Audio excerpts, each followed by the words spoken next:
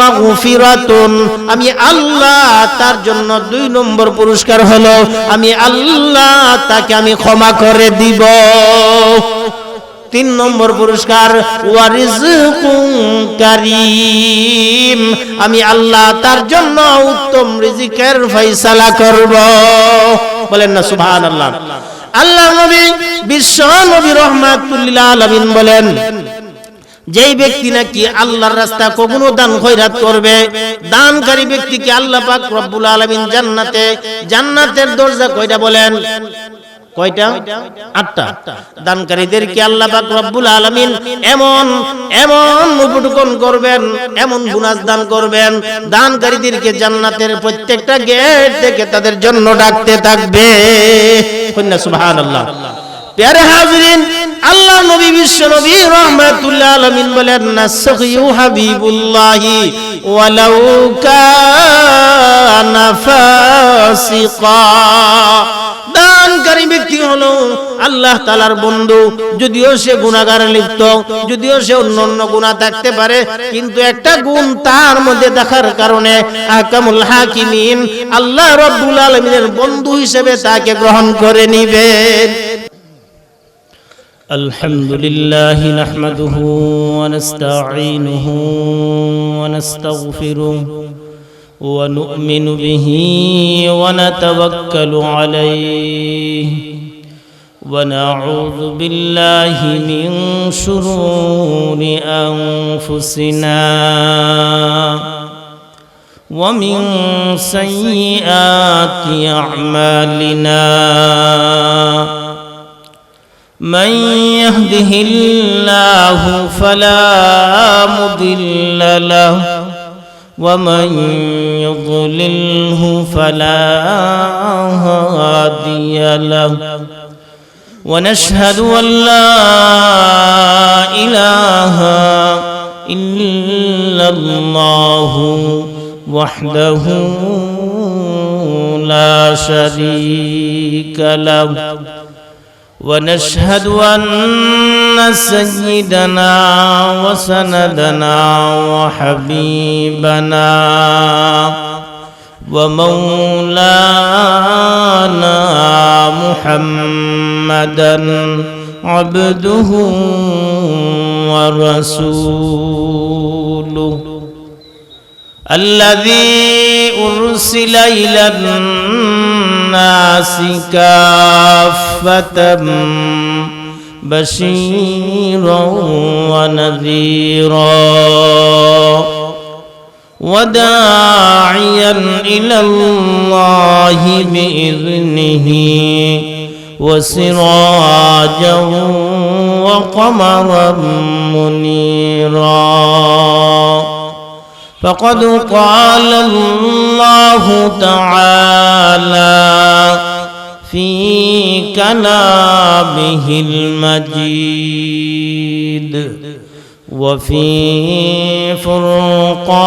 فرقانه الحميد، فأعوذ بالله من الشيطان الرجيم، بسم الله الرحمن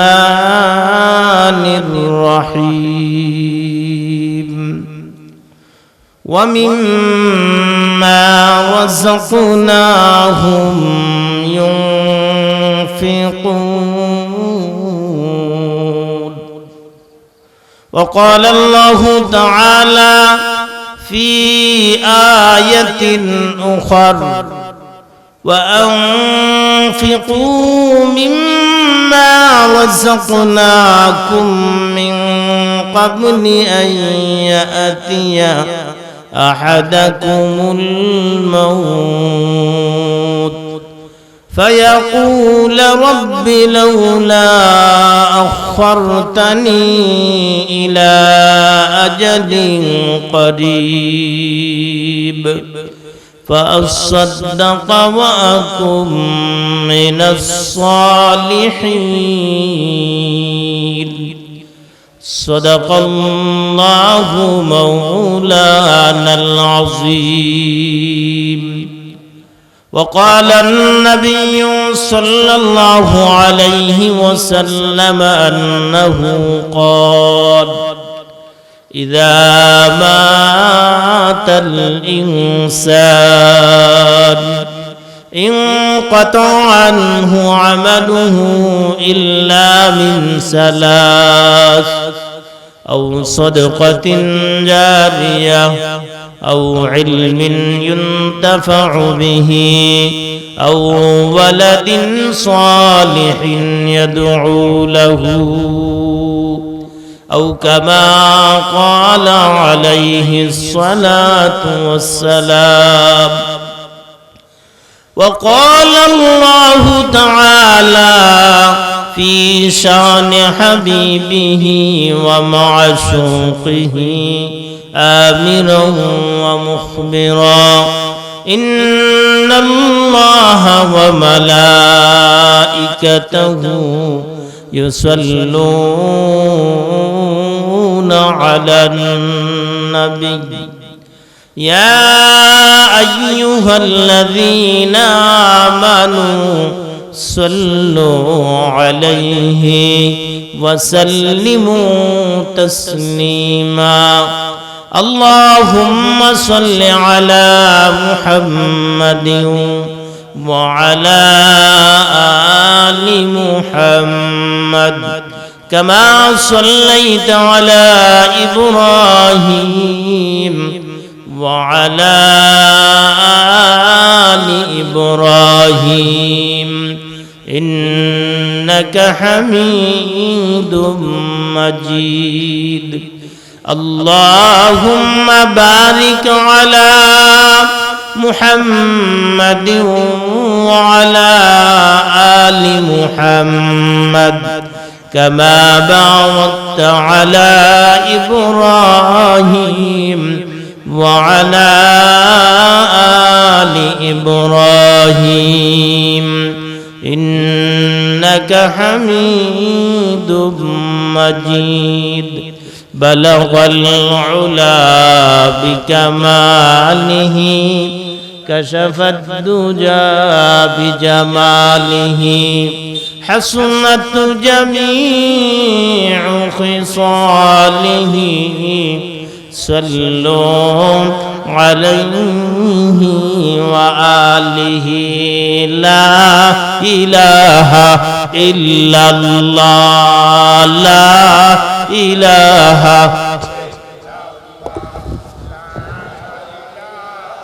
إلا الله لا إله إلا الله لا إله إلا الله لا إله إلا الله.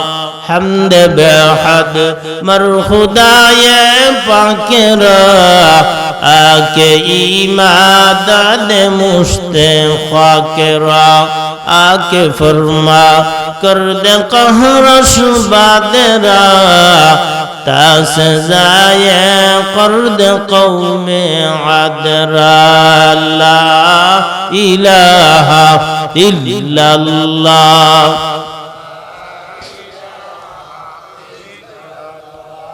لا إله إلا الله محمد رسول الله.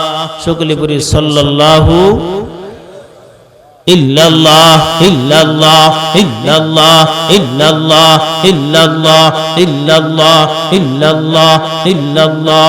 الله الله الله الله الله الله الله الله الله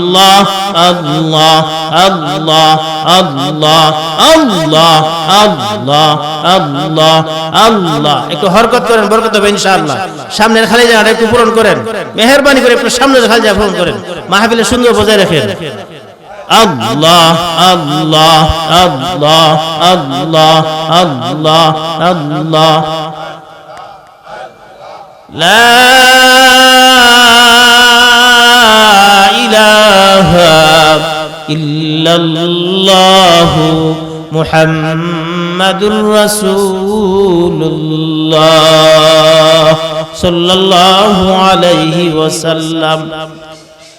আল্লাহ রাব্বুল আলামিনের দরবারে অসংখ্য গুণিত শুকরিয়া জ্ঞাপন করি, যিনি অত্যন্ত দয়া করে, মায়া করে, মহব্বত করে, ভালোবেসে আপনাদেরকে আমাকে বৃষ্টির দিনে আল্লাহ তাআলা বৃষ্টিকে বন্ধ করে আমাদের জন্য কোরআনের মাহফিলে আসার বসার তৌফিকটুকু যে আল্লাহ তাআলা করে দিয়েছেন, সে রব্বুল ইজ্জত ও জালাল করিমের দরবারে অসংখ্য অগণিত শুকর অন্তরস্থল থেকে মহান রব্বে করিমের দরবারে কালিমাতু শুকর আদায় করে বলি আলহামদুলিল্লাহ।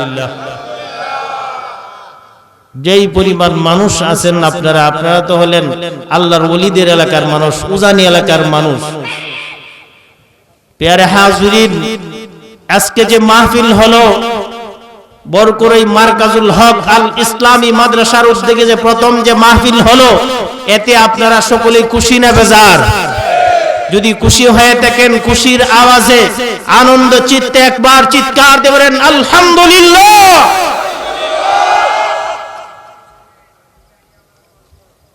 এই যে আমরা আলহামদুলিল্লাহ বললাম, এতে আমাদের কি লস হইছে?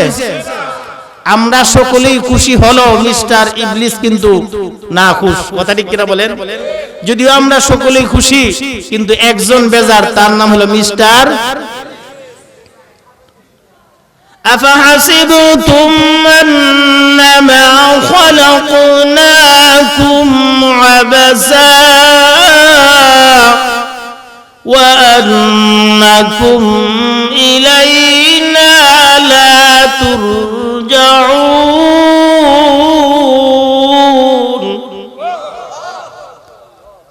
আমরার চলাফেরা উঠা বসা, আমাদের আচার আচরণে বোঝা যায় মনে হয় আজরাইলের সাথে কন্টাক্ট করে ফেলছি।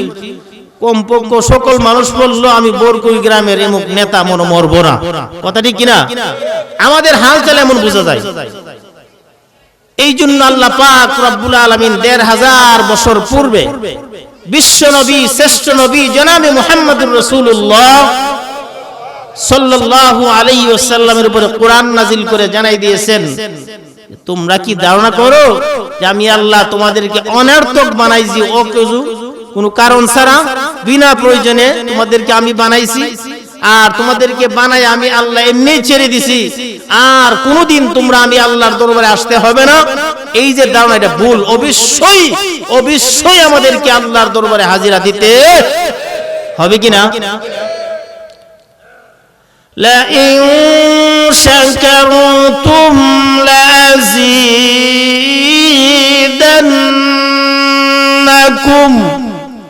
ولئن كفرتم إن عذابي لشديد।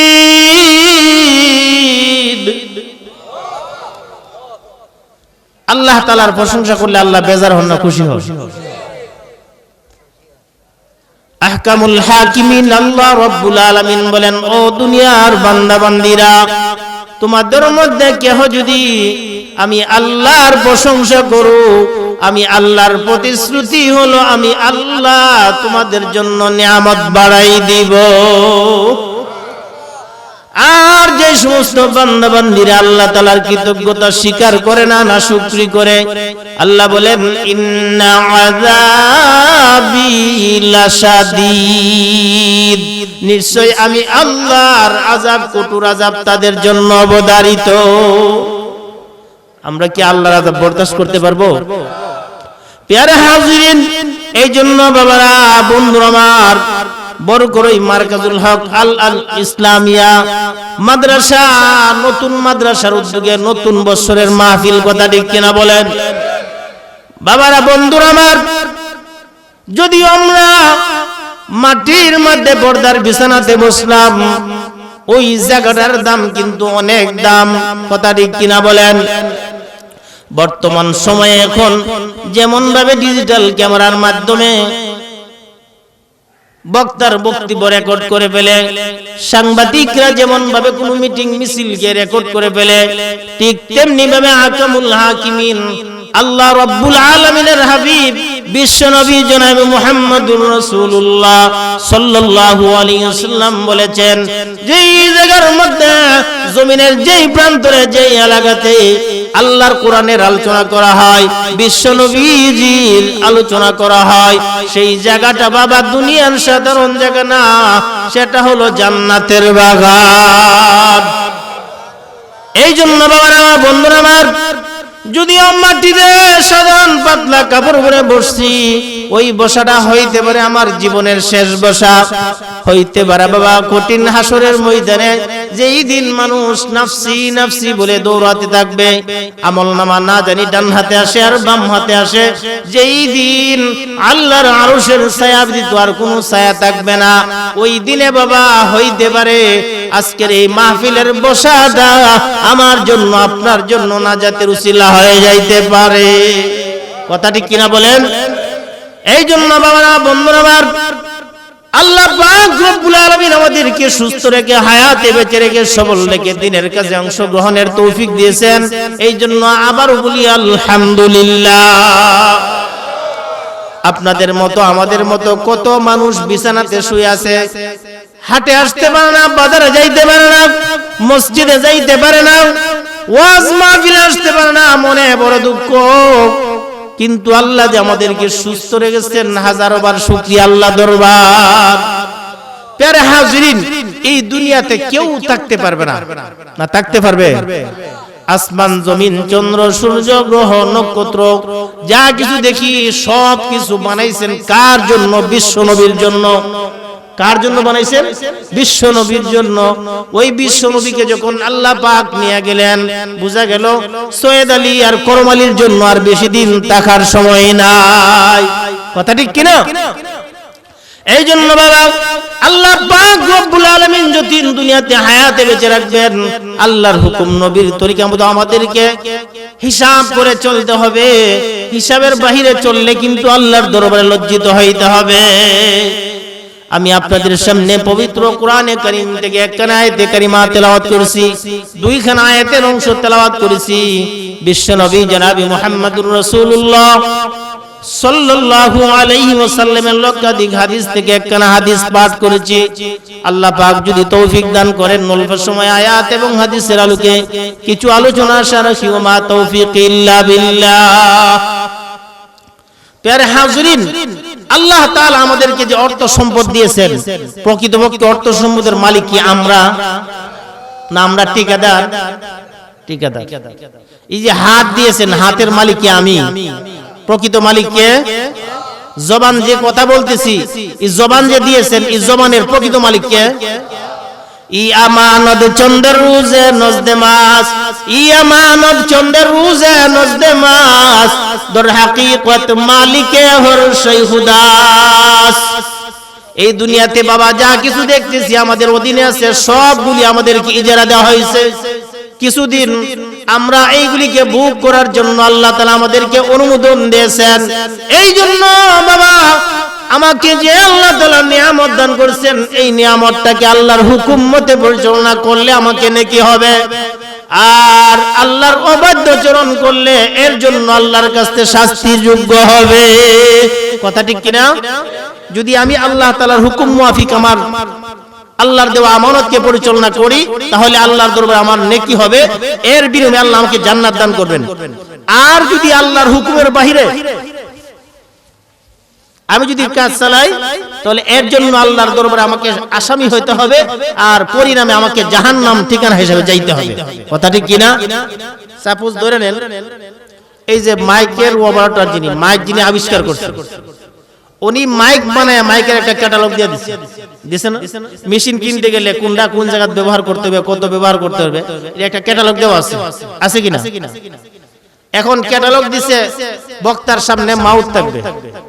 এখন আমি যদি মনে করি না এটা তো ছোট, হরনডাই না বক্তার মুখ দিয়া দেই, আর এটা নিয়ে বাসের মধ্যে, এখন গন্তব্য কিয়ামত হইবে, আওয়াজ হইব নি? কথাটা বলতে কি কেন? আমি তো আরো 12 হরন লাগাইছি, হইব নি? হবে না। বিদ্যুতের তার হিটার মধ্যে না লাগাই, আমার শরীর লাগাই দিতে আরো গরম হইব। লাইটও না দিয়ে আমার শরীর লাগাই দিলে কাজ হইব নি? বাঁচবো না মরবো? ঠিক তেমনি ভাবে আল্লাহর দেওয়া আমানত, চোখ একটা আমানত, হাত একটা আমানত, কান একটা আমানত, জবান একটা আমানত, পা একটা আমানত, পুরা বডিটা আল্লাহর দেওয়া আমানত।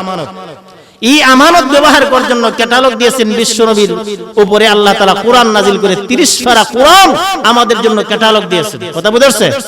সাথে সাথে বিশ্বনবী জনাব মুহাম্মদুর রাসূলুল্লাহ সাল্লাল্লাহু আলাইহি ওয়াসাল্লামের পবিত্র জবানের যে হাদিসগুলি রাসূল যে আমাদের কাছে রেখে দিয়েছেন, এই হাদিসগুলি আমাদের জন্য ক্যাটালগ হিসেবে। কথা বুঝাচ্ছে? এখন এই জবানকে যখন আমি ব্যবহার করব, এই জবান দ্বারা আমার কোরআনের কথা তেলাওয়াত করব, জবান দ্বারা আমি আল্লাহকে ডাকবো, জবান দ্বারা আমার বিশ্বনবীর গুণ কীর্তন আলোচনা করব। এখন এই জবান দ্বারা যদি আল্লাহকে না ডাকি বাবাকে ডাকি, এটি ক্যাটালগ মত হইছে না বিরোধ হইছে? এখন বলেন নেক হবে না গুনাহ হবে? এর পরিণামে আমাকে জান্নাত না জাহান্নাম? এই জবান দ্বারা সত্য কথা বলা এটা আমার জন্য আমানত। এখন এই জবান দ্বারা যদি আমি মিথ্যা কথা বলি, এতে আমার সওয়াব হবে না গুনাহ হবে? পরিণামে জাহান্নাম। এই হাত দিছে আমি হাত দ্বারা কোরআনকে স্পর্শ করার জন্য, ক্ষমতা থাকলে কাবা ঘরের গিলাফ ধরে ধরে কান্নাকাটি করার জন্য। কথা বুঝেন নাই? আল্লাহ তাআলার কোরআনকে তেলাওয়াত করে আমি হাত দিয়া দিয়ে স্পর্শ করে পড়ার জন্য, ওজিফাগুলি, কিতাবগুলি, হাদিসগুলি ধরে স্পর্শ করে ধরার জন্য, বা এই হাত দ্বারা ভালো কাজ করার জন্য আল্লাহ দিয়েছেন। আমি এই হাত দ্বারা যদি বাজার আই সকালবেলা একটা সর মারি একবারে আর দাঁত ফালাই দেই, তাহলে কাজটা কি আমার ঠিক হলো না অবৈধ হলো? ক্যাটালগ মতো হলো না বিরোধ হলো? এই কলম দ্বারা লেখা হলে সত্য মিথ্যা লেখা হবে। আদালতে যাই আমি মিথ্যা মামলা একদম সাক্ষী হলাম কলম দ্বারা হাতে ব্যবহার করে। এই যে আমি কাজটা করলাম নিজে নিজে ক্যাটালগের সাথে মিলাই দেখেন কাজটা কি আমার বৈধ না অবৈধ হলো?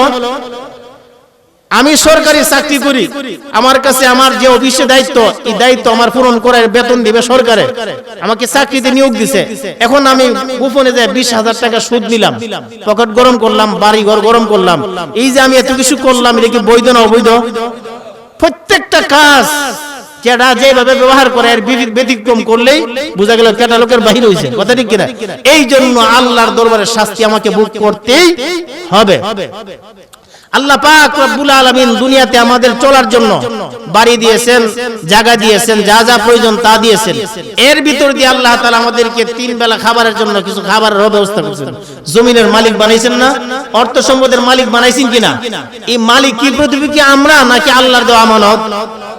আল্লাহর দেওয়া আমানত। আল্লাহ পাক রব্বুল আলামিন কখনো কখনো টেস্ট করে দেখেন, পরীক্ষা করে দেখেন যে আল্লাহর দেওয়া আমানত আপনারা কতটুকু পালন করতেছেন আর কতটুকু করেন না। কখনো কখনো আল্লাহ তাআলা পরীক্ষা করেন। বলে পরীক্ষা কিভাবে? আপনার যদি আপনার বাড়িতে আপনার নাতি থাকে বা আপনার 2জন ছোট সন্তান থাকে, বাজার থেকে নিয়ে তার জন্য চকলেট নেন, সিঙ্গারা নেন, বিভিন্ন সময় বিভিন্ন মজা নেন, কিন্তু আপনি পরীক্ষামূলক আপনার নাতিরে বলেন দাদু ভাই আমাকে দাও, আর চাওয়া মাত্রই যদি আপনার নাতি আপনাকে দিয়ে ফেলে, আপনি কি চকলেট খাই ফেলবেন? খাইবেন না, বরং খুশি হইয়া বলে আমার দাদু তোমার জন্য আরো বেশি মজা আনবো, পেটা তুমি। কথা ঠিক কিনা? আহকামুল হাকিমিন আল্লাহ রাব্বুল আলামিন আমাদেরকে অর্থ সম্পদ দিয়েছেন, কিন্তু ফাঁকে ফাঁকে টেস্ট করে যে অর্থ সম্পদ কি আল্লাহর রাস্তায় আমরা দেই কিনা, একটু ফাঁকে ফাঁকে টেস্টিং করে। কথা ঠিক কিনা? আল্লাহ পাক রব্বুল আলামিন আমার তেলাওয়াতকৃত আয়াতের মধ্যে সেই কথাই বলেন, وَمِمَّا رَزَقْنَاهُمْ يُنْفِقُونَ। সূরা আনফালের মধ্যে আল্লাহ তাআলা মুমিনের কয়েকটা গুণাবলীর কথা আলোচনা করে একটা গুণাবলীর মধ্যে বলতেছেন ওয়ামিম্মা রাযাকনাহুম ইউনফিকুন। আমি আল্লাহ তোমাদেরকে যা রিজিক দিয়েছি তার থেকে যারা নাকি আমি আল্লাহর রাস্তা খরচ করে, যারা নাকি তাদের অর্থ সম্পদ থেকে আমি আল্লাহর রাস্তা খরচ করবে, তারা হলো মুমিন। তারা কি? মুমিন। আল্লাহ বলেন উলাইকা হুমুল মুমিনুনা হাক্কা। এটা বাংলাদেশের প্রধানমন্ত্রীর সার্টিফিকেট না, ভারতের মোদি সরকারের না, আমেরিকার সরকারের না। আল্লাহ আহকামুল হাকিমিন আল্লাহ রাব্বুল আলামিন নিজে বলেন উলাইকা হুমুল মুমিনুনা হাক্কা। যেই ব্যক্তি তার অর্থ সম্পদ থেকে আমি আল্লাহর রাস্তায় ব্যয় করবে, সে হলো সত্যিকারী মুমিনদের মধ্যে থেকে একজন। বলেন না সুবহানাল্লাহ। লাভ কি? আল্লাহ বলেন লাহুম দারাজাতুন ইনদা রাব্বিহিম। আমি আল্লাহ পাক রব্বুল আলামিনের দরবারে তার জন্য উত্তম দরজা রেখে দিয়েছি।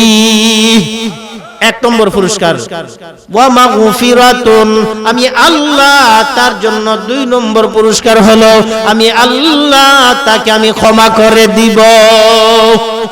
3 নম্বর পুরস্কার, ওয়া রিজকুন কারীম, আমি আল্লাহ তার জন্য উত্তম রিজিকের ফয়সালা করব।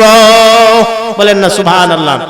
আল্লাহ নবী বিশ্ব নবী রাহমাতুল লিল আলামিন বলেন, যেই ব্যক্তি নাকি আল্লাহর রাস্তা কখনো দান খয়রাত করবে, দানকারী ব্যক্তিকে আল্লাহ পাক রব্বুল আলামিন জান্নাতের দরজা কয়টা বলেন?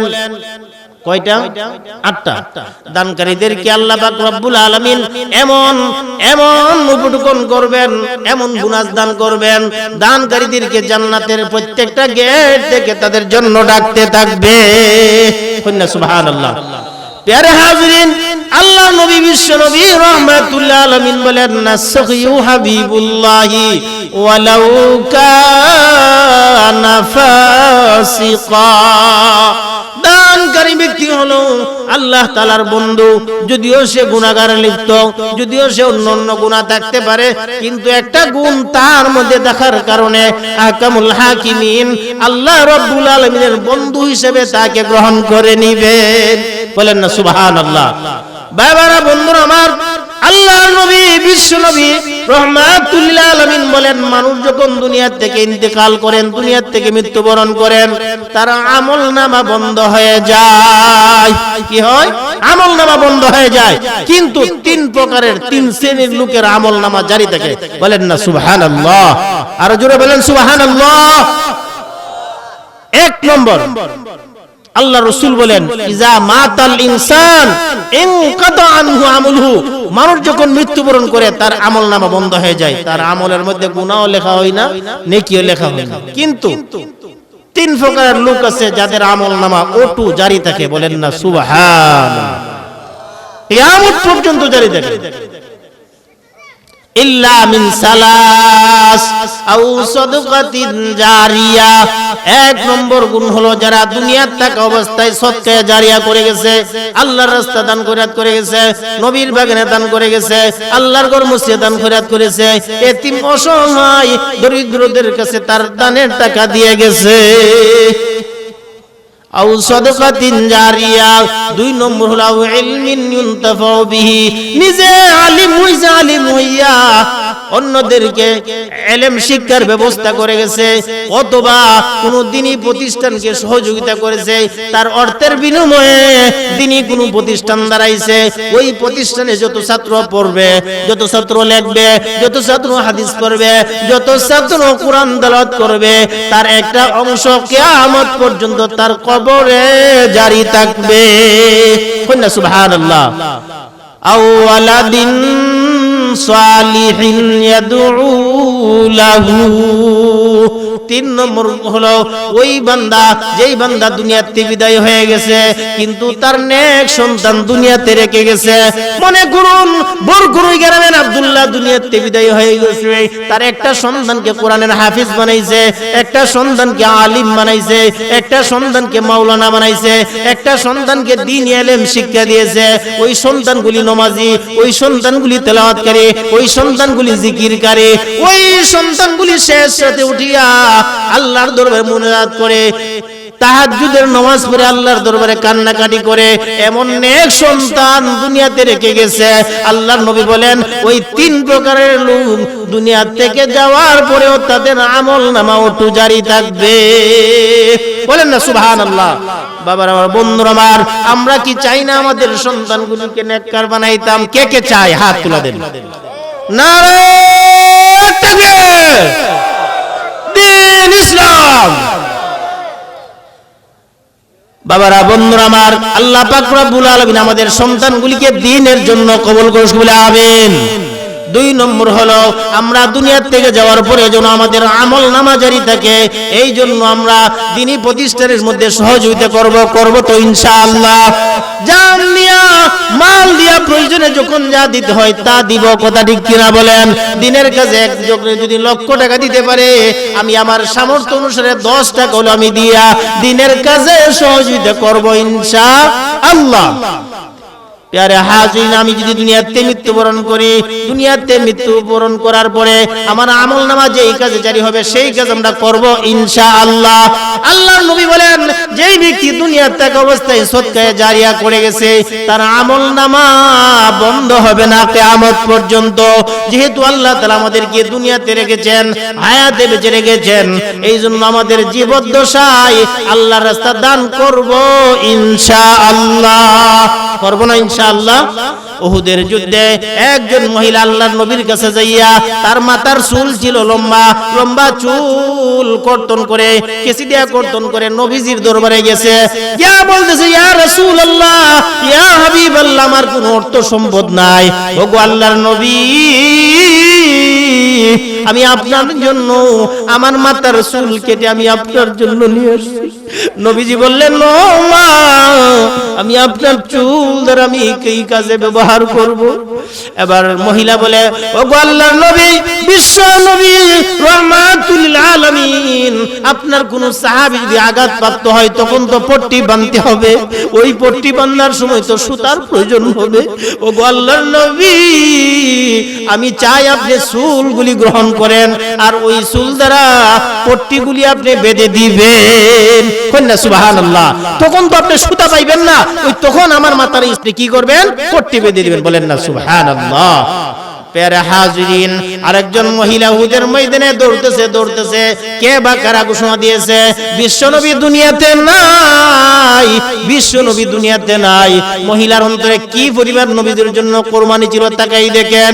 ভাইয়ের আমার, বন্ধুর আমার, আল্লাহর নবী বিশ্বনবী রাহমাতুল লিল আলামিন যখন ওই মহিলা শুনতেছে যে আমার নবী দুনিয়াতে নাই, মহিলা পাগল পরা হয়ে দৌড়তে এমন এক সময় অতিবাহিত হয়েছে। একজনে বলতেছে, হে মা, তুমি কোথায় যাচ্ছ? বলে, আমি উহুদের ময়দানে যাইতেছি নবীকে তালাশ করার জন্য। বলে, শুনো, তোমার সন্তান তো দুনিয়াতে বিদায় হয়ে গেছে। ওই মহিলা বলল, ইন্না লিল্লাহি ওয়া ইন্না ইলাইহি রাজিউন। আহা, বলো, আমার সন্তানকে তো আল্লাহ দুনিয়াতে নিয়ে গেছে, ইন্না লিল্লাহ বলে আবার সামনের দিকে দৌড়তেছে। বলতেছে, আমার নবী কোথায়? আমার নবীজি কোথায়? আমার নবীকে না দেখা পর্যন্ত আমি শান্ত হব না। বলেন না সুবহানাল্লাহ। কি পরিমাণ মহব্বত আর ভালোবাসা ছিল তাকাই দেখেন। আবার একটু সামনে জন গেল, আরেকজন খবর দিল, হ্যাঁ মহিলা, আপনি কোথায় যাচ্ছেন? মহিলা বলতেছে, আমি নবীর সন্ধানে যাইতেছি।